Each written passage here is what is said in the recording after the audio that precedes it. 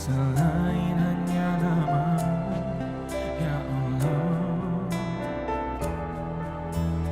Esok ataukah nanti, ampuni semua salahku, lindungi aku dari segala fitnah. Kau tempatku meminta, Kau beriku bahagia, jadikan aku selamanya hamba-Mu yang selalu bertakwa. Ampuniku ya Allah, yang sering melupakan-Mu, saat Kau limpahkan karunia-Mu, dalam sunyi aku bersujud.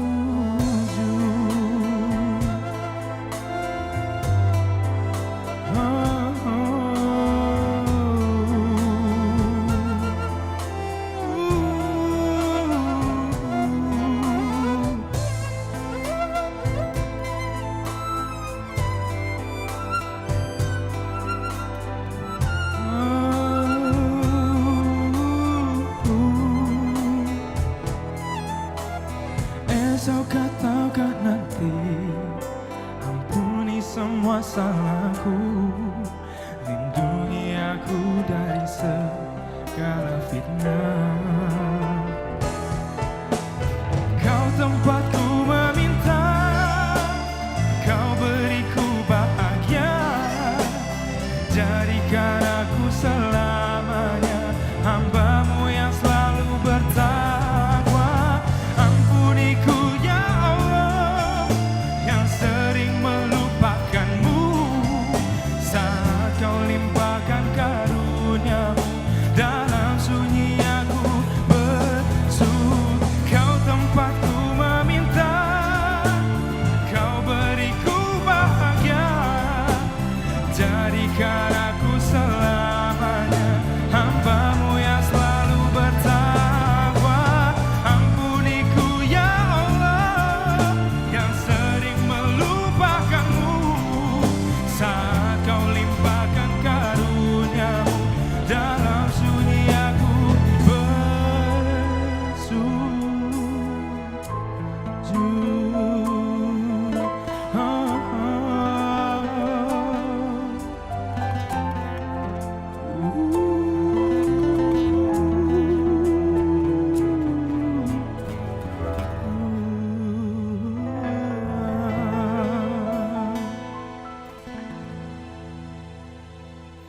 Assalamualaikum warahmatullahi wabarakatuh. Alhamdulillah, segala puji dan syukur kita hadiratkan kepada Allah Subhanahu wa Ta'ala. Karena hari ini tepatnya tanggal 24 April 2021, kita berjumpa dalam acara yang luar biasa, yaitu Hikmah Ramadan bersama Badan Nasional Penanggulangan Terorisme Republik Indonesia. Dan bersama saya Nabila Najib, seperti biasa saya bersama dengan sosok-sosok yang luar biasa yang pastinya ada di acara Hikmah Ramadan. Pastinya Sobat Damai mau tahu dong siapa, tapi sebelum itu kami di sini akan membuka masker karena kami telah mematuhi protokol kesehatan. Dipersilakan untuk membuka masker dulu untuk para narasumber. Terima kasih. Nah, udah buka masker semuanya ya Sobat Damai ya. Langsung saja nih, kita langsung sapa nih yang biasa menemani saya nih dari episode pertama dan episode kedua. Yaitu ada Pak Kiai Dr. Ridwan Muhammad Yusuf, yaitu Ketua Umum Badan Pembina Rohani Islam Nasional. Selamat datang kembali Bapak. Terima kasih. Assalamualaikum warahmatullahi wabarakatuh. Waalaikumsalam warahmatullahi wabarakatuh. Selanjutnya yang menemani aku juga nih dari episode pertama dan kedua. Siapa lagi kalau bukan Pak Usman Abdilawatik selaku founder Komodigia dan peneliti komunikasi. Selamat datang kembali. Selamat datang juga Mbak Nabila di acara Hikmah Ramadan bersama BNPT ya. Senang sekali ya. Dan sekarang hari ini nih aku tidak sendiri nih Sobat Damai. Sendiri wanita satu-satunya gitu ya. Karena episode pertama aku perempuan satu-satunya di acara Hikmah Ramadan. Sekarang aku ditemani oleh Mbak Latifah Al-Ansyori. Selamat datang. Terima kasih banyak. Iya, Mbak Latifah adalah tenaga ahli Menkominfo bidang isu intoleransi dan radikalisme. Selamat datang dan aku penasaran banget, mungkin Sobat Damai juga penasaran, katanya Mbak Latifah ini punya TikTok. Wah.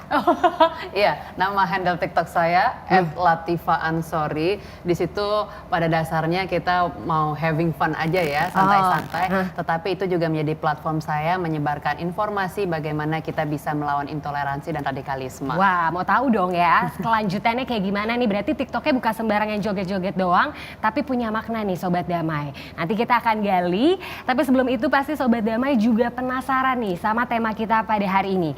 Tema kita pada hari ini adalah sayangilah yang ada di bumi, yang di langit akan sayang padamu juga. Seperti episode kedua kita sudah membahas mengenai ketakwaan kepada Allah. Nah pastinya kalau yang kita sayangi di bumi itu makhluk Allah banyak ya. Salah satunya adalah kasih sayang sesama manusia. Bagaimana kita harus punya rasa sayang sesama manusia. Apa memang harus? Apa sifatnya wajib atau cuma himbauan aja? Langsung tanya kita sama Pak Kiai Ridwan mengenai hal tersebut. Pak Kiai, mungkin Sobat Damai juga bertanya-tanya nih, mengapa kita sebagai manusia harus saling menyayangi?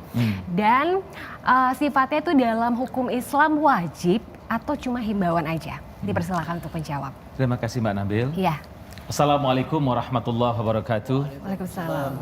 Alhamdulillahirabbil alamin wa bihi nasta'inu ala umuri dina salatu wassalamu ala asyrafil anbiya wa mursalin wa ala alihi wa man tabi'ahu bi ihsan amma ba'd. Sobat Damai yang saya muliakan, seluruh pemirsa, senang sekali pada hari ini kita bersyukur pada Allah Subhanahu wa taala, kita sehat walafiat. Kemudian salawat serta salam kepada junjungan kita yang telah memberikan cahaya penerangan kepada kita untuk menjalani hidup sehari-hari. Sobat Damai yang saya muliakan, betapa senangnya hari ini topiknya itu tentang cinta ya. Tentang kedamaian, tentang cinta. Saya suka banget membahas tentang ini. Saya mulai menggandrungi kata cinta ini bahwa Islam itu adalah agama cinta. Agama damai itu sewaktu saya jadi konsultan manajemen di banyak perusahaan, inti daripada keberhasilan sebuah perusahaan itu adalah kasih sayang, rasa cinta, rasa tepat selera, toleransi yang tinggi, kebersamaan yang dijunjung tinggi. Saya mau sampaikan ada ayat Allah, Bismillahirrahmanirrahim, Qul in kuntum tuhibbunallah fattabi'uni yuhibbukumullah. Allah berfirman, wahai Muhammad, katakan kepada umatmu, kalau kalian mencintai aku, kata Allah, maka cintai aku dulu. Jadi cintai Muhammad dulu. Nanti Allah akan mencintai umatmu. Kata kuncinya hub, kata kuncinya percintaan, kasih sayang. Jadi Allah yang memerintahkan kepada umat manusia, kalau kalian ingin mencintai Allah, maka medianya adalah cintai Muhammad. Muhammad ini Rasulullah SAW secara zahiran telah tiada, sudah dimakamkan, sudah dikuburkan. Kalau nanti kita ke naik haji atau umroh, pasti kita melihat kuburan Rasulullah. Tapi spirit of Muhammad, kerasulan Muhammad itu mengalir terus sampai akhir zaman. Kerasulannya tetap ada, karena selama manusia masih ada, maka bimbingan, cahaya, syafaat Rasulullah harus terus mengalir. Yang menarik adalah, tadi dikatakan Allah tadi, cinta. Energi cinta itu yang menjadi spirit umat Islam sebetulnya. Kemudian Rasulullah dalam hadisnya mengatakan, Man ahabbani kana ma'i fil jannah. Barang siapa yang mencintaiku akan bersamaku di surga. Kata kuncinya lagi love, cinta. Nah kalau begitu, saya menyimpulkan orang yang beriman ini episode pertama dan kedua itu balutannya memang cinta insya Allah. Karena Ramadan ini adalah bulan cinta sebetulnya. Jadi orang yang hatinya penuh dengan cinta itu di hadapan orang yang berpuasa, yang hatinya penuh dengan cinta, yang pemahaman energi Ramadannya sungguh-sungguh paripurna, maka betapa lemahnya setan di mata orang berpuasa itu. Tak berdaya dia, membisikin manusia untuk berlaku curang, membisikkan, menggoda manusia untuk berlaku jahat, berlaku intoleran misalnya, nggak sanggup. Karena iblis, setan tidak berdaya di hadapan orang berpuasa yang hatinya dipenuhi rasa cinta itu. Jadi kalau begitu, Orang yang beriman seperti pernyataan saya di awal, orang yang beriman tuh wajahnya enak dipandang. Enak banget. Ya, karena hati itu penuh dengan cinta. Jadi apapun yang diucapkan tuh seperti lagu yang saya nyanyikan di awal kemarin, sepotong itu yang dinyanyikan oleh Nisa Sabian ya. Adin Assalam. Jadi ungkapan apapun yang kita ucapkan kepada orang-orang selalu menghadirkan cinta, mengajak orang untuk bersama-sama membangun kebersamaan, tidak ada kebencian. Orang yang hatinya dipenuhi dengan iman, maka tidak ada ruang sedikit pun sebetulnya ada kebencian di situ. Nanti akan nyambung dengan materinya Bu Latifah nanti tentang intoleran itu. Jadi orang yang beriman tuh isinya hatinya adalah cinta. Terlihat dari wajahnya, terlihat dari ekspresinya. Orang yang beriman itu selalu mencoba untuk mengekspresikan cinta dalam makna yang sangat luas. Show your love through communication. Tunjukkan rasa cintamu melalui komunikasi yang baik. Show your love through care. Tunjukkan rasa cintamu melalui perhatian. Ya, tunjukkan rasa cintamu dengan berbagai macam cara. Nanti Pak Usman akan ngupas itu, saya kira. Jadi basicnya adalah Allah mengajarkan kasih sayang, Allah mengajarkan Rahman dan Rahimnya menjadi energi setiap umat manusia seharusnya. Namun ada sebuah film bagus, sahabat-sahabat sobat damai yang Sobat saya muliakan. Damai, ya.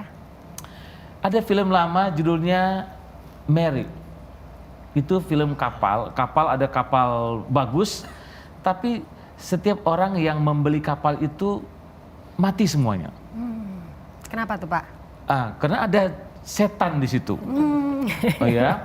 Terus yang bertahan satu orang, ibu-ibu, dia bilang waktu dia wawancarai, karena keluarga sudah mati semuanya, dia bilang devil need body. Iblis itu membutuhkan tubuh. Iblis, setan itu membutuhkan tubuh. Dengan tubuh yang dia tempati, yang pertama dia rusak adalah tubuh yang dia tempati, yang kedua dia menggunakan tubuh itu menjadi media untuk merusak orang lain. Jadi kalau kita menemukan orang-orang yang sifatnya pengen merusak, sifatnya pengen mengganggu, sifatnya ingin menghancurkan kebersamaan, ingin menghancurkan persaudaraan, ya, menghancurkan ketenangan, kedamaian, itu pasti dia kerasukan iblis. Ini nyata. Kerasukan iblis. Orang yang sudah kerasukan iblis, energinya negatif. Kita duduk di sebelahnya nggak nyaman, karena gelombang energi negatif itu menular, nyata sekali. Oleh sebab itu sahabat-sahabat, sobat damai yang saya muliakan, yang saya hormati, yang saya sayangi, maka yuk kita agak menjauh dari sobat-sobat yang kira-kira memberikan energi negatif karena akan menular kepada kita, atau kita dekati, kita gelontorkan energi positif, energi kasih sayang, energi rahmatan lil alamin kepada sobat itu, sehingga dia mengalami purification, dia mengalami penjenihan jiwa yang tidak nyaman tadi. Saya kira semua orang bisa merasakan, kita duduk dekat sama seseorang yang hatinya kurang enak atau lagi stres, kita ketularan. Oh, itu ada vibrasinya ya. Mungkin Ada sobat damai vibrasi. juga biar tahu juga ya mengenai hal ini. Maksudnya kita benar-benar bisa merasakan ya. Maksudnya ketika kita baru pertama ketemu, tiba-tiba kok nggak enak. Itu berarti bisa jadi Vibrasi. hatinya ya. Iya. Ngeklik. Nyambung. Nggak ngeklik gitu. Kayaknya Iya. nggak nggak kayak kita gitu ya. Pas bertemu langsung Iya. langsung kompak ya Pak ya. Betul. Nah, karena energinya sudah positif, Energi sudah positif jadi ya, luar enak kita biasa. bertemu sama orang langsung sambutannya, wajahnya.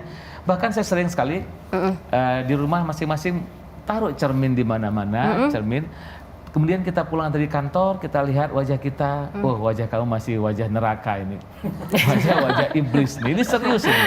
Bahkan di beberapa masjid saya sarankan dalam khutbah saya dan ceramah saya bilang taruh cermin supaya kita bisa bercermin langsung gitu, karena emang kalau tidak salah itu pujangga Amir Hamzah mengatakan ada dua jenis bercermin. Yang pertama bercermin bangkai, yang kedua bercermin hati. Bercermin bangkai itu kita melihat rapi apa tidak pakaian kita, eye catch apa tidak. Tapi yang kedua bercermin hati, kita bisa lihat dari mata kita apakah kita sedang punya banyak masalah, apakah kita sedang ada gejolak di hati kita sehingga memancarlah energi negatif yang terlihat oleh orang nggak nyaman sekali. Dan tidak bisa dipungkiri, tidak bisa dihalangi. keluarlah kata-kata yang sebetulnya bisa mengelukai hati orang. Nah ini bahaya sekali. Oleh sebab itu, bulan Ramadan ini adalah bulan cinta, bulan kasih sayang, bulan rahmat yang dibentangkan Allah, sehingga bulan rahmat ini membuat iblis tidak mampu, tidak berdaya di hadapan orang-orang yang berpuasa. Namun ulama mengatakan, sebagian ulama mengatakan, setan itu diikat, setan itu dilemahkan, ya. Jadi bukan diikat menurut saya, tapi memang lemah dia di mata orang yang sedang berpuasa. Pak, Jadi, tadi kan kita udah membahas vibrasi sesama manusia ya. Kita tahu mungkin Sobat Damai udah dikasih tahu sama Pak Ustadz bagaimana akhirnya kita bisa merasakan tuh vibrasi itu. Nah kan makanya kita membutuhkan purifikasi itu ya agar penjernihan hati tersebut. Nah bagaimana kita sebagai umat muslim gitu merasakan kasih sayang Allah nih ya begitu besarnya. Kan kita biasanya tahu dong ketika dicintai oleh pasangan, teman atau orang tua kita bisa merasakan. Nah bagaimana ya kita bisa merasakan cinta Allah yang begitu besar. Kita bisa merasakan banget gitu. Baik. Saya menyampaikan ada sesuatu yang menarik di bulan Ramadan. Saya agak protes nih dengan majelis taklim yang seminggu sebelum masuk Ramadan tuh justru majelis taklim ditutup. Saya nggak habis pikir. Biasanya acara penutupan pengajian. Penutupan pengajian justru bulan Ramadan supaya banyak waktu untuk membaca Al-Quran. Sobat Damai yang saya muliakan, saya mohon maaf nih para ustadz, para kiai dan siapapun ulama, yuk kita berdiskusi. Betul. Perintah di bulan Ramadan tuh tadarrus, darrosayu, darrisu, tadarusan artinya learning. Bimbo sudah mengamanahkan ini kalau nggak salah tahun 70-an.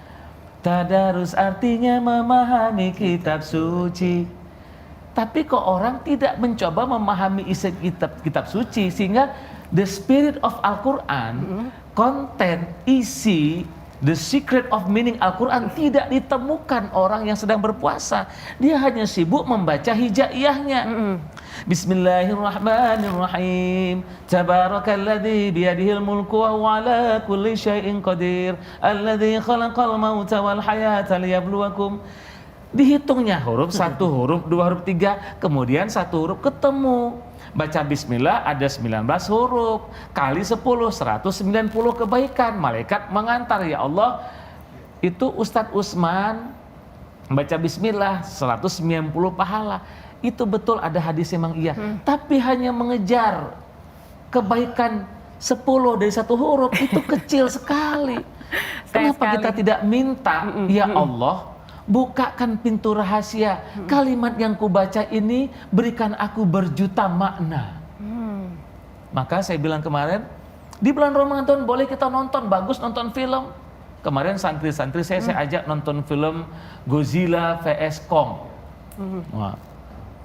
Tapi di awal waktu mau berangkat saya kasih briefing dulu santri saya. Ingat loh, kalian tuh tadarus. Begitu masuk kaki ke bioskop, Bismillahirrahmanirrahim. Ya Allah, aku berniat tadarus ya Allah. Karena film yang ditayangkan ini nanti akan memberikan inspirasi yang luar biasa tentang kehidupan. Karena skenario kehidupan itu digambarkan. Binatang saja bisa baik hati loh. Iya. Binatang saja bisa saling tolong menolong. Masa gue manusia puasa pula lagi? Iya. Sedang puasa kok masih bisa salah paham, kok masih bisa saling menyakiti sih nggak habis pikir. Nah jadi tadarus itu artinya menemukan rahasia Al-Quran.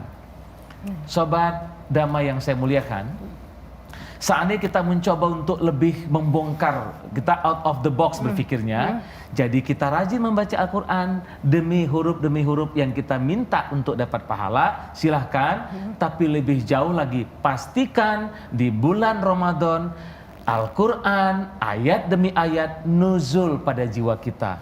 Apa artinya nuzul? Turun, grounding pada jiwa kita, sehingga kita menemukan rahasia nikmatnya Ramadan. Masya Allah, Ini bulan kenikmatan. Mestinya setiap orang di Ramadan ini hatinya makin lembut. Nanti pas Syawal itu minta maafnya sungguh-sungguh dari hati yang paling dalam. Jadi tidak sekedar baca saja, tapi juga memaknai itu ya Pak ya? Memaknai, memahami rahasia makna. The secret of meaning. Ya. Ya. Tadi kan Pak Kiai Ridho juga udah ngebahas nih bagaimana kadang-kadang sesama manusia nih ibaratnya banyak permusuhan dan lain sebagainya, clash gitu ya.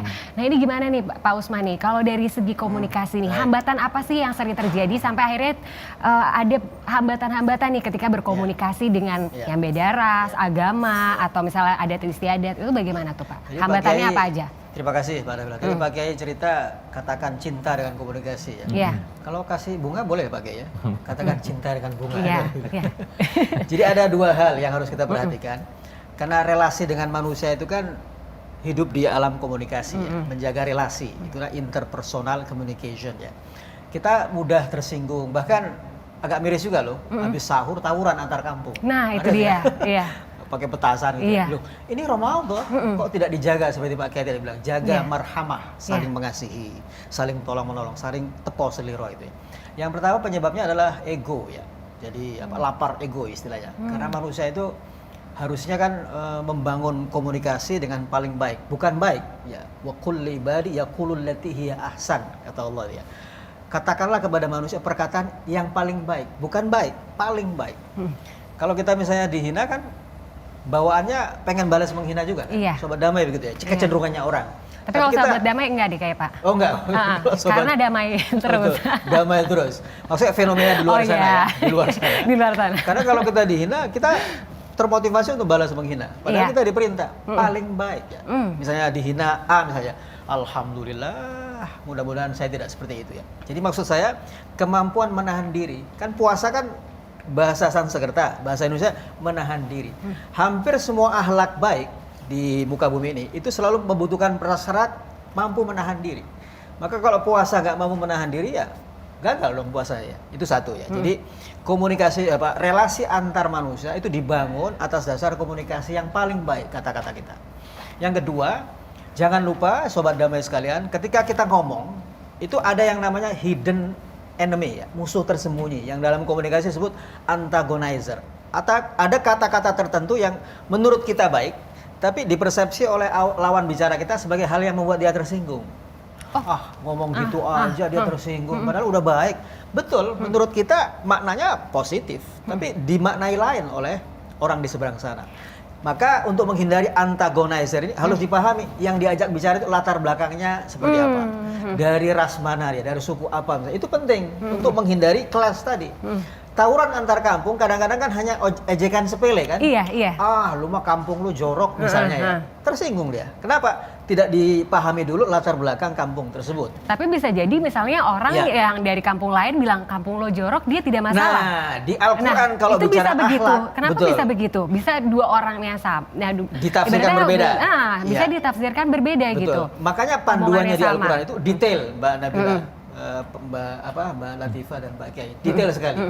Kalau bicara ibadah kan tidak terlalu detail. Misalnya cara merawat marhamah. Marhamah itu ya tadi kasih sayang, saling menghormati, saling tolong menolong. Dirawat dengan sangat detail. Misalnya jangan saling olok-mengolok. Mengapa? Boleh jadi orang yang kamu olok-olok itu lebih baik statusnya, lebih bagus perilakunya ketimbang yang mengolok-olok.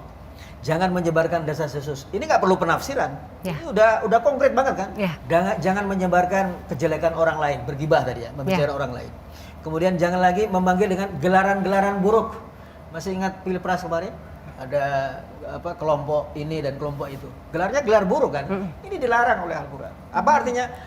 Cara Al-Quran memandu kita, ini hikmah Ramadannya di sini, bahwa betapa Al-Quran sangat detail membantu kita untuk menciptakan masyarakat yang marhamah lewat komunikasi tadi.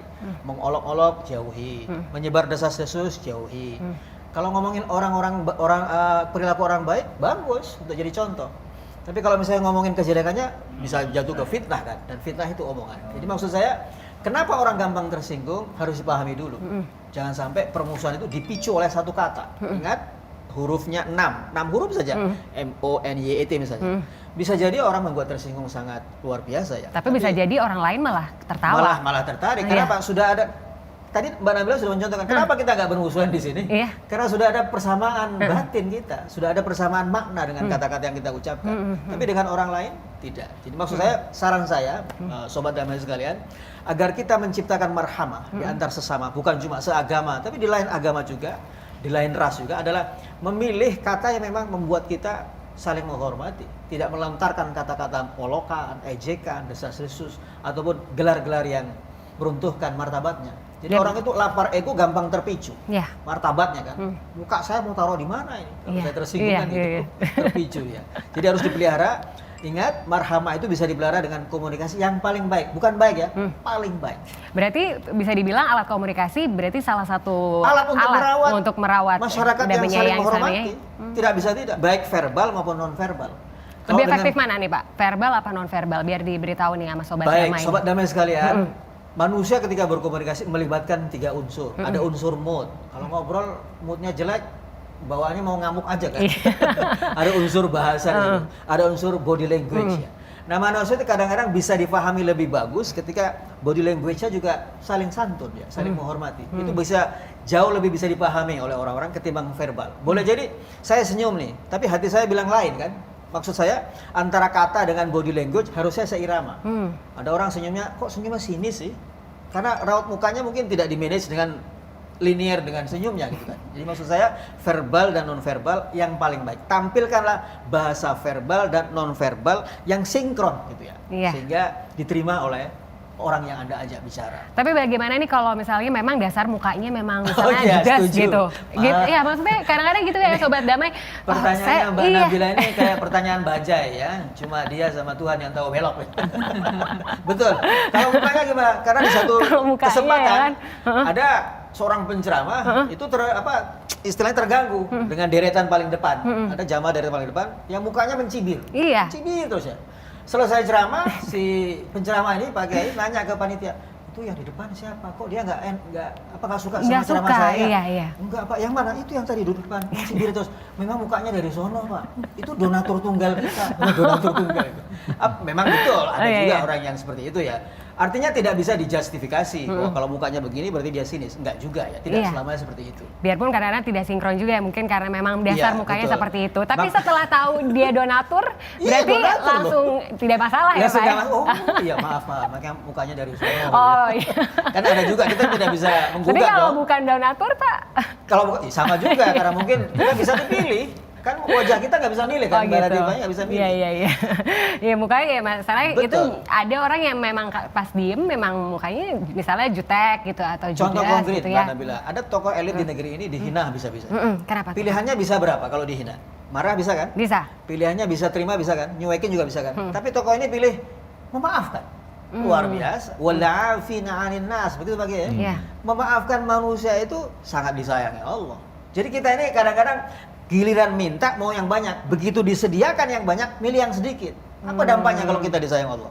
Coba saya tanya Mbak Nabila, apa dampaknya, apa efeknya kalau kita disayang Allah? Pastinya kita dirahmatin oleh Apa Allah. aja diminta dapat kan? Iya. Tapi kita milih yang sedikit. Yang sedikit itu apa? Musuhan, nggak ngomong gitu kan, nggak negur, hanya berbeda pilihan, hanya berbeda pendapat. Kalau berbeda pendapat kan boleh ya, nggak boleh gitu ya. Berbeda pendapat. Maksud saya dalam komunikasi diatur lengkap oleh Al-Quran bahwa jangan mengolok tadi ya, jangan mengambil gelar-gelar yang buruk dan seterusnya. Detail, akhlak dalam Al-Quran detail banget. Nggak perlu penafsiran, nggak perlu ahli tafsir kita. Ngolok kan udah terngiang-ngiang, oh iya nggak boleh panggil dengan yang jelek-jelek. Jadi menurut saya simpulkan sobat damai ya, saling marhamah itu dipelihara dengan omongan yang paling baik, dengan sikap badan juga yang paling baik. Bukan baik, paling baik. Paling baik. Kalau ada yang terbaik itu pakai. Seperti tokoh tadi, memilih memaafkan, bukan memilih marah, memilih maaf. Kenapa? Karena mampu menahan diri. Puasa itu menahan diri. Puasa itu menahan. Semua akhlak butuh penahan diri. Oh, kita harus menahan diri. Betul.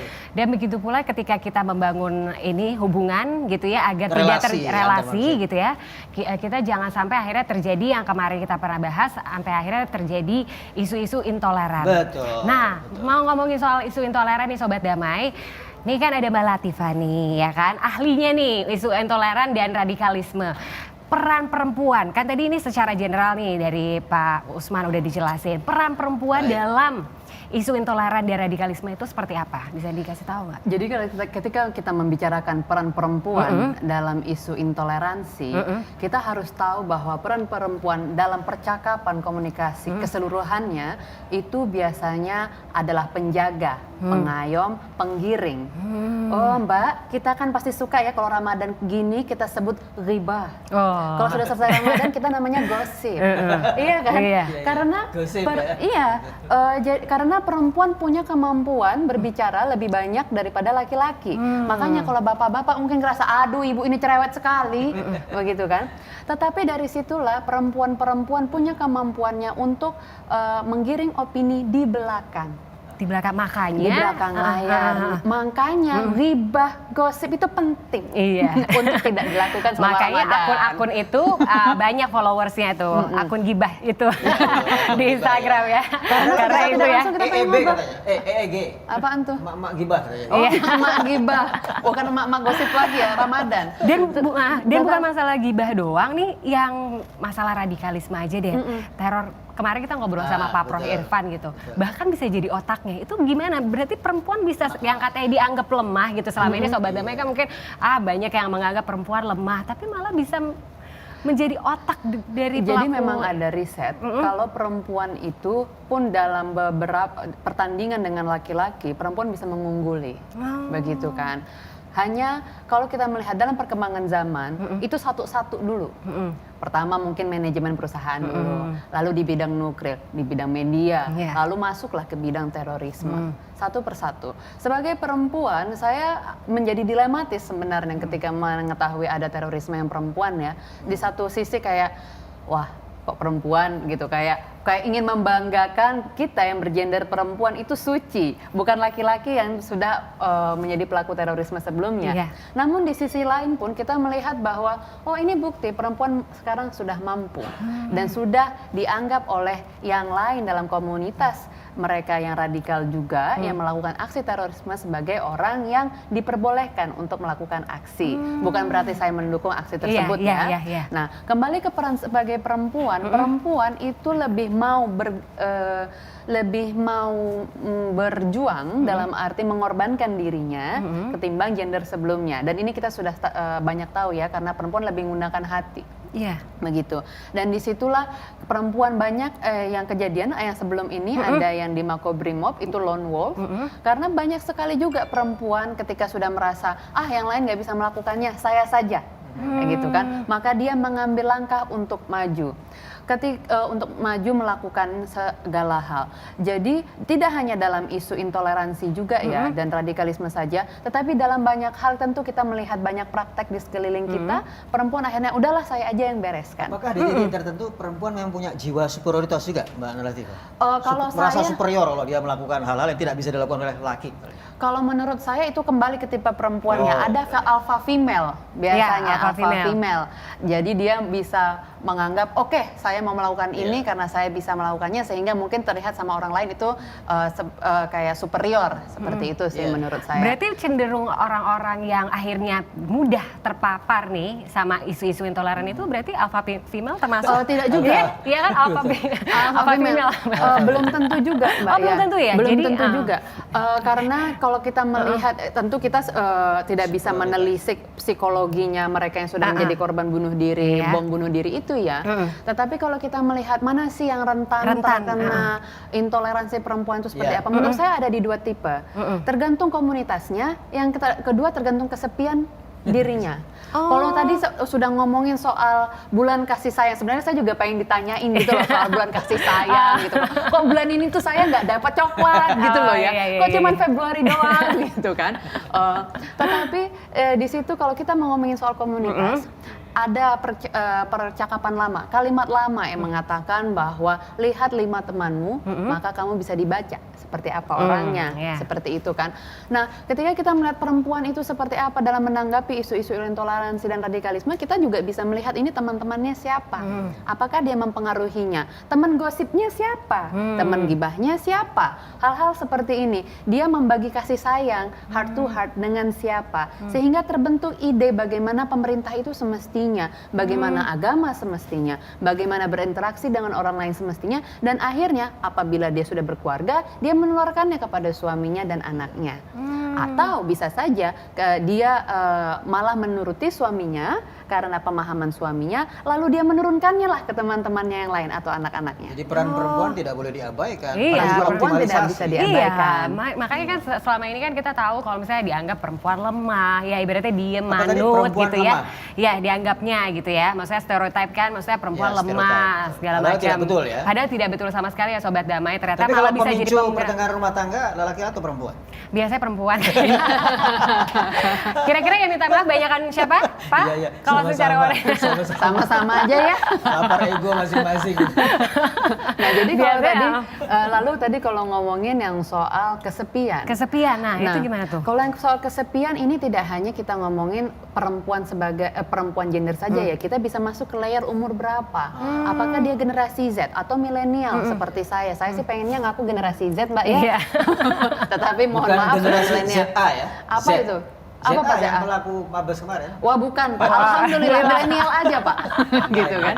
Lalu ada generasi Y yang sebelum generasi sebelumnya baby boomers seperti ini. Sehingga ketika kita melihat bagaimana perempuan melihat lingkungannya, lalu dengan kemajuan teknologi, bagaimana berkomunikasi itu tidak sesimpel berbicara saja, tetapi bagaimana mengetik supaya benar. Tadi dibicarakan, kok bisa ya dia dipanggil dengan kata tertentu, dianya ketawa, satunya lagi tersinggung. Iya. Sama ketika dikasih WA, satunya bilang, hai sayang, Bagus, ada ya. satu yang bilang, senangnya dipanggil sayang, Iya. ada yang dipanggil hai sayang, apa yang dipanggil hai sayang, siapa lu, gitu kan.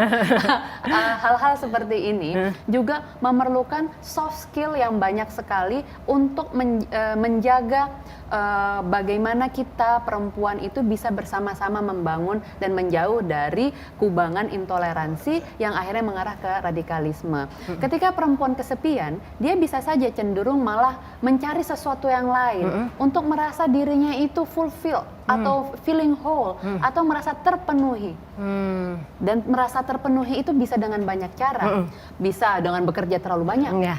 Bisa dengan punya anak malah, bisa dengan menghadiri pengajian. Nah, hal-hal seperti inilah yang terus diusahakan oleh pemerintah agar ketika setiap orang itu merasa terpenuhi, dia terpenuhi dengan hal-hal yang positif. Nah, ini hal-hal yang positif. Nah, hal-hal positif ini yang juga dilakukan oleh Mbak Latifah, yaitu membuat TikTok ya. Aku gini ya, karena ketahuan banget ya Sobat Damai nggak punya TikTok jadi gitu, kaku ya. Oh enggak lah, udah bagus itu. Itu Awalnya bagus ya? itu kaku-kaku Itu dulu, lama-lama aja gemulai. Lama-lama lemas ya. Nah, ini TikTok nih, masa TikToknya tuh bukan TikTok yang joget-joget doang, tapi punya makna, ada ilmunya tentang isu intoleransi dan radikalisme. Itu gimana bisa dikemas sebegitu santainya? Sampai aku lihat tuh, Pak, maksudnya sama sekali nggak ada perasaan kayak merasa digurui atau gimana gitu. Jadi kepo. Jadi semakin pengen tahu gitu ya isinya seperti apa. Itu bagaimana bisa punya inspirasi seperti itu? Jadi yang main di TikTok itu biasanya umurnya muda-muda, oke? Umurnya 30 tahun ke bawah, bahkan sebelumnya cenderung 22 tahun ke bawah. Sekarang sudah makin naik, kakek-kakek juga sudah ada, jangan sedih. Nah, tetapi orang tertarik dengan TikTok karena expand videonya hanya 15 detik. Dan kekuatan kita, kekuatan kita itu untuk mencerna video itu cuma hitungan detik saja. Gitu kan, 15 detik. Apalagi kalau anak muda generasi Z hanya 8 detik. Satu. Yang kedua adalah suara, gitu kan. Musiknya nih seneng nih karena musiknya yang lagi viral apa. Orang punya kecenderungan pengen, kalau musiknya yang itu bisa masuk for you page, FYP katanya FYP, gitu kan, teman-teman yang di TikTok masuk FYP nggak nih, gitu kan. Maka pakai lagu-lagu yang terkenal. Nah, yang terakhir yang yang saya apresiasi dari TikTok ya, dia bertransformasi sejak tahun lalu menjadi platform untuk sama-sama belajar. Kalau dulu kan dia platform sempat sampai ditutup sama kementerian karena platformnya banyak yang tidak senonoh gitu. Kalau sekarang dia menggunakan platformnya juga mengajak orang-orang itu sharing ilmunya. Karena orang kan pada akhirnya nggak kuat joget terus Mbak. Iya. Gitu kan. Tetapi orang ingin juga melihat, oh ada yang bermanfaat dari platform itu. Sehingga ketika saya membuat konten soal bagaimana menangkis radikalisme atau mengidentifikasi radikalisme di TikTok, saya menaruh diri saya seperti anak umur 18 tahun gitu kan. Oh kalau saya 18 tahun supaya saya dikasih tahu, mau dikasih tahu kayak apa ya, kayak gitu. Dan saya melihat video-video yang mereka tonton itu ya tipe-tipe seperti itu. Jadi saya beranikan diri, saya bikin, saya edit-edit sendiri dan saya posting seperti itu kan. Dan ternyata responnya memang banyak dan orang terus bertanya seperti itu. Dan disitulah menurut saya bagaimana kita bisa terus memanfaatkan teknologi yang selalu up to date dari waktu ke waktu. Setiap minggu mungkin ada startup yang baru gitu kan. Tetapi dengan banyaknya teknologi baru, digitalisasi yang membuat kita kayak bisa aja udah ketinggalan dalam seminggu gitu kan. Kalau kita ingin menyampaikan pesan damai, kita tentu bisa bersama-sama dengan yang lainnya terus menjaga toleransi lewat platform-platform digital ini. Nah, selain TikTok juga, Mbak Latifah juga membuat kartu anti galau. Apa? Gimana? Kartu teman dari teman anti galau. Nah itu kan katanya bagaimana, tadi kan ngobrol juga nih Sobat Damai mengenai bagaimana kita mengisi. Kan perempuan harus diisi nih, kalau enggak galau ya, kasihan banget ya perempuan ya. Kesepian ya. Kesepian itu, jadi itu gimana tuh maksud kartu itu? Nanti juga aku juga sekalian nih pengen tanya sama Pak Usman mengenai bagaimana tuh ini komunikasi seperti apa nih yang dilakukan sama Mbak Latifah. Jadi saya membuat teman anti galau itu dengan pemikiran mengingat baca riset, banyak anak-anak muda yang bekerja itu burn out atau stres berat di kantor dan dia tidak bisa mengkomunikasikannya. Cuma bilang aduh stres dan keluarlah kebun binatangnya ditujukan kepada bos dan kolega-kolega kerjanya. Sementara isinya, dirinya itu kesepiannya bersama komunitasnya itu tidak dibangun dalam conversation atau percakapan yang membangun untuk tahu sama tahu. Bisa saja Mbak sudah lama sahabatan sama teman dari SMA begitu kan, tapi nggak tahu warna kesukaannya apa. Tapi tahu dia suka makan nasi goreng seperti itu. Nah, sehingga di situ saya melihat juga riset selanjutnya adalah semakin kesini jumlah anak muda yang bunuh diri itu semakin tinggi, baik di Eropa, di Jepang sudah ada keluar terus kan angkanya, dan itu semakin kesini semakin tinggi dengan meningkatnya teknologi. Orang jadi cenderung di HP aja, bekerja saja, sehingga kurang ngobrol. Nah, saya buat kartu main, itu namanya kartu teman, supaya bisa dimainkan ketika lagi ngobrol-ngobrol begini nih, gitu kan. Mau nanya apa ya? Mau nanya apa ya sama Pak Kiai? Kan sungkan sebenarnya. Tetapi kalau ada kartu main, permisi Pak Kiai ya, gitu kan. Pak, ini jadi Bapak Kiai kalau nggak bisa tidur, ngomong mikirin apa Pak, gitu kan? Itu secara acak, itu secara acak aja bisa main secara luar biasa, acak, gitu kan?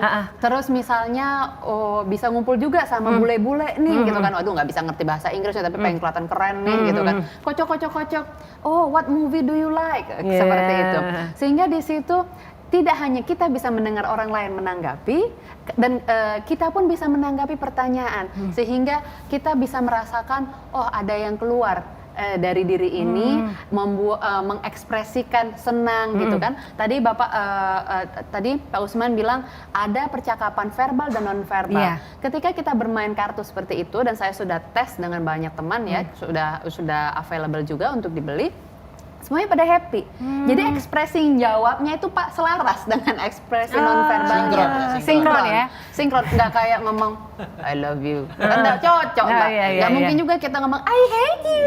Kan nggak cocok juga. Tetapi ketika kita bermain kartu ini, karena sinkron, kita pun merasa senang. Sedikit demi sedikit saya mengharapkan kartu main ini bisa membantu teman-teman berapapun umurnya, terutama yang anak-anak muda yang sering burn out di kantor atau sedang bingung untuk melanjutkan karirnya, pendidikannya, agar bisa berbicara dengan yang lain sedikit demi sedikit. Jadi kartu mainnya itu terdiri dari 99 kartu yang di situ macam-macam pertanyaan yang saya rasa bisa mengingatkan kepada diri kita bagaimana kita bisa merasa penuh di dalam diri. Iya, jadi tidak akan ini nih terpapar isu-isu intoleransi ya. Betul. Mudah-mudahan ya, itu kan salah Insya satu cara Allah, ya. betul. Itu bisa jadi salah satu cara ya. Betul, jadi karena saya lama mendalami isu intoleransi dan radikalisme, kebanyakan itu kalau didalami ternyata banyak yang broken home.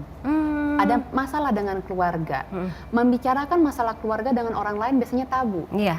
Gitu kan, tetapi nggak ada topik lain, gitu kan. Lalu mau ngomongin apa? Nah, tidak semua orang punya kemampuan untuk mencari tahu, nanyanya apa, paling apa kabar Mbak? Iya. Wih, mau muji lipstiknya bagus aja sungkan. Iya.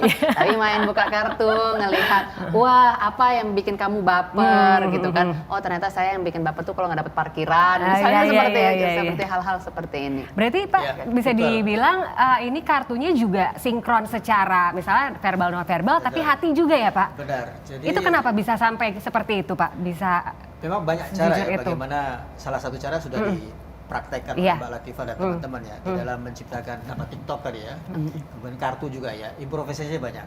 Tentu saja ini segmented ya untuk kalangan milenial. Mengapa itu bisa terjadi? Karena tadi nyinggung soal kesepian ya, Iya. sama stres juga. Bisa overload itu kebanyakan urusan, overwhelm, kebanyakan pikiran. Iya. Kalau itu dua numpuk di atas kepala seseorang kan bisa hang ya, sehingga membuat aktivitas-aktivitas yang negatif. Kemudian Mbak Latifah tadi mengatakan dengan kartu ekspresinya bisa sinkron ya, betul sekali. Karena badan kita ini butuh keseimbangan. Kan saya sudah singgung ya di episode yang lalu bahwa ada namanya disonansi kognitif. Kita ini akan hang ya, tidak bekerja dengan semestinya kalau antara yang kita pikirkan berbeda dengan yang tampak gitu kan. Ya. Kita bilang damai, tapi kok ditonton di tengah-tengah masyarakat rusuh mulu ya, tidak ada kedamaian. Jadi ada ketidakselarasan. Ya. Dan apa yang dilakukan oleh Mbak Latifah dan teman-teman betul-betul menciptakan sinkron. Badan kita ini akan menolak kalau nggak sinkron. Misalnya saya marah misalnya, kan cenderung begini ya, orang gesturnya, non verbalnya. Tapi kalau kita lagi ceria kan kita rata-rata mengangkat tangan kita, jingkrak-jingkrak gitu ya. Kenapa? Badan kita ini butuh keseimbangan. Alam semestanya kan butuh keseimbangan ya. Maka orang yang tidak seimbang antara ngomongannya dengan non-verbalnya bisa overwhelm ya. Dia bisa terganggu perkembangan kepribadiannya. Maka betul sekali, ciptakan permainan-permainan TikTok, konten-konten yang membuat terlatih untuk sinkron orang itu. Ngomongnya A ya ngomongnya A, non-verbalnya juga B. Itu dalam teori komunikasi disebut dengan sudah konsonan, dia punya kognisinya. Ya, berarti akhirnya sinkron dan akhirnya Iya. bisa menghindarkan kita dari isu-isu tersebut ya, Betul. intoleransi, radikalisme. Iya. Orang juga udah nggak kepikiran kali ya kalau misalnya sudah mendapatkan treatment seperti itu gitu Soal ya. kesepian tadi ya. Kesepian, ya. Selain tadi yang ini kasus Mabes ya biasanya, kasus ZA yang dibahas. Kenapa keluarganya tidak begitu empati dengan anggota keluarganya? Menurut saya memang keluarga memang harus dimotivasi untuk memperhatikan anggota keluarganya. Kalau kedapatan kok dia sering mengurung diri ya, itu kan sinyal harusnya, alert gitu ya, ada tanda kayaknya harus kita ajak ngobrol lah. Orang yang cenderung menyendiri, alone misalnya, itu kadang-kadang jarang diajak ngobrol menurut saya. Iya, berarti keluarganya juga terlalu skeptis ya, Saya terlalu pikir acuh. begitu, jangan coba disalahkan ANSI ZA-nya ya, tapi orang di sekitarnya apakah sudah proaktif mengajak dia untuk ngobrol paling nggak gitu ya, kenapa sih kok di kamar terus misalnya, sudah ada alert harusnya ya, dan Iya. itu dibangun di atas komunikasi harusnya. Dan berarti memang kalau kita ada masalah juga harus disampaikan juga ya, Benar. jangan dipendam, akhirnya ya itu dia, akhirnya Kenapa kesepian, teman-teman pengalihannya ke milenial situ ya. lebih enak curhat kepada temannya ketimbang kepada orang tuanya? Coba Mbak Damila jawab. Kenapa anak-anak milenial itu kalau curhat sama temannya apa aja diomongin tuh? Pastinya Tapi sobat begitu damai, kepada nah. orang tua disimpan-simpan. Karena mungkin ketika bicara sama orang tua banyak akhirnya baru mau ngomong udah disalahin, betul udah sekali. dimarahin Itu seperti jawabannya. itu, Betul ya kan? sekali. Tapi kalau teman-teman, wah gitu ya, coba terus. Padahal dalam hati bukan seperti itu ya Pak. Terus apa lagi? Gitu doang. Karena enak ngomong sama Iya. Iya. yang usianya setara gitu Iya. ya. Nah kalau orang tua jadi teman di anak-anaknya enak juga. Maka jadi orang tua kan tidak harus menjadi orang tua terus, jadi sahabat anak-anaknya. Jadi enjoy anak-anak apa? Nah kenapa kok saya lihat murung nih? Jadi ada semacam apa ya, bersahabat juga dengan anak-anak. Karena relasi itu dibangun atas persahabatan, tidak struktural gitu ya. Ini bawahan, ini atasan. Atasan kadang-kadang turun dong, merakyat dengan bawahannya. Karena bawahan kadang-kadang curhatnya kepada tetangga kan, tidak kepada orang perusahaan tersebut. Berarti Pak bisa dibilang kalau menumbuhkan rasa toleransi gitu ya, dimulai dari keluarga juga ya sebenarnya. Setuju sekali. Memang Terutama Jadi dari memang- perempuan juga. Jadi Nah, itu bisa perempuan dibilang lagi tuh. ya Betul. perempuan ya. Apalagi kalau misalnya kita sudah merasa penuh di lingkungan keluarga, ya kan Pak, maksudnya kalau di keluarga kita sudah merasa hampa, akhirnya Coba, ini ada simulasi pelarian nih. keluar ya. Anak perempuan pulang ke rumah, lapor sama ibunya, "Mah, tadi di sekolah di kelas diejek-ejek, dibully." Mamanya bilang, "Kenapa kamu nggak balas?" Iya. Kalau nggak gitu mamanya bilang, yang mana itu orangnya? Iya. udah persis tuh malah gitu. Iya. Yang mana? Cocok sekali ya menjadi ibu galak. Itu di sinetron saja kan? Di Sinetron saja. Tapi kalau ibunya bilang, "Kamu nggak maafin dia ya?" Wah, misalnya ada proses panjang ya. Karena anak-anak akan lagi, "Emang harus dimaafin ya, Ma?" Iya. Kalau kamu berbuat seperti itu lagi, ya apa bedanya kamu sama dia? Nah, itu seperti pendidikan ya, edukasi dalam keluarga. Itu toleransi. Iya. Toleransi. Nah, ngomongin soal toleransi, nah sekarang aku juga pengen tahu nih dari ketiga narasumber ini harapannya singkat aja agar kita dapat menumbuhkan toleransi. Pak Kiai, Dipersilakan ke Mbak Latifah terlebih dahulu. Kalau menurut saya Karena saking excitednya gitu ya, semangat ya langsung Mbak Latifah. Langsung saya lempar karena tadi saya ambil. Jadi kalau harapan saya membicarakan apa yang bisa kita lakukan untuk supaya jauh dari intoleransi, yang pertama itu harus sabar. Sabar itu ketika kita mendengarkan orang sesuatu yang tidak enak itu sabar. Bagus sekali kita berbicara ini di bulan Ramadan. Jadi praktek. Dalam berhari-hari ketika ada hal apa gitu kan, ya Allah orang ini pengen banget bikin aku batal puasa ya, begitu kan. Itu hal-hal seperti itu kan kita berusaha sabar. Jadi ketika kita mendengar isu-isu tertentu, isu pembunuhan, isu pengeboman, isu perbudakan perempuan di negara-negara yang ISIS itu ya, kita harus sabar dan akhirnya mawas diri. Apakah kita mau diri kita sebagai perempuan begitu dan anak-anak kita atau keturunan kita, keluarga yang perempuan juga seperti itu.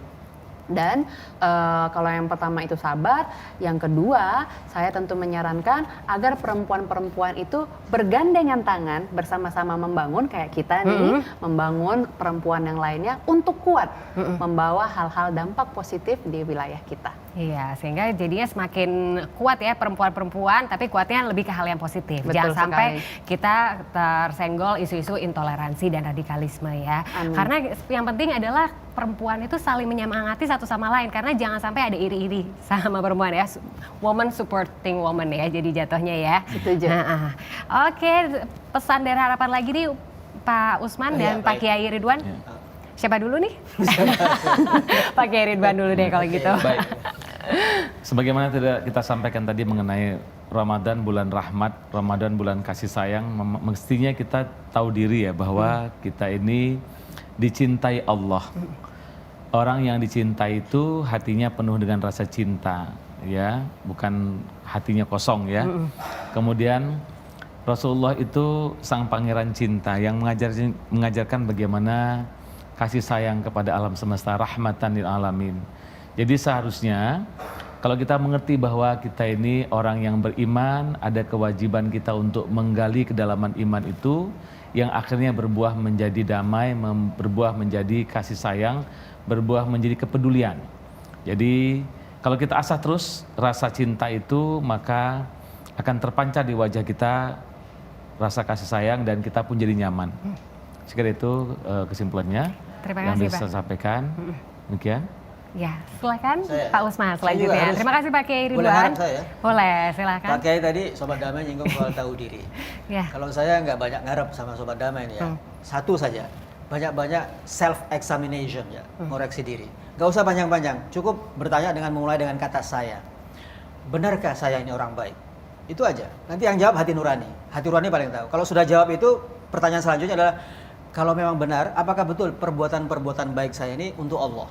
Jangan-jangan untuk popularitas, jangan-jangan untuk orang-orang selain zat yang selain Allah misalnya. Kalau kita sudah jawab itu, betulkah saya ini sudah anak yang berbakti kepada orang tua? Kalau kita ayah, betulkah saya ini sudah ayah yang baik dan penuh perhatian kepada keluarga? Kalau seorang istri, betulkah saya ini istri yang sudah amanah untuk mengemong keluarga saya, suami dan anak-anak, dan seterusnya dan seterusnya. Jadi di bulan Ramadan ini, hikmah Ramadan bersama BNPT, banyak-banyaklah untuk bertanya kepada diri sendiri.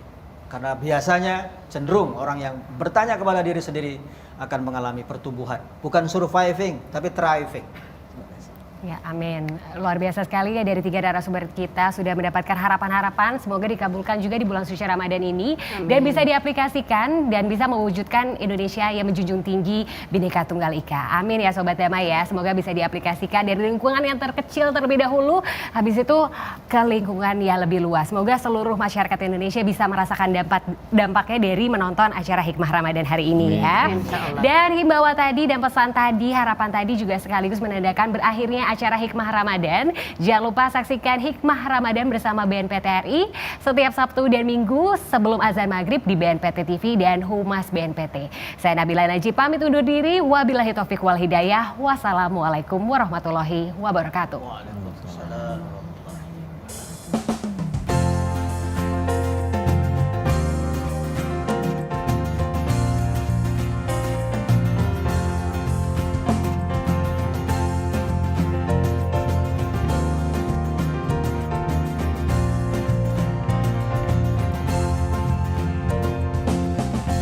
Untukmu sahabatku semua, jadikan hidup ini indah.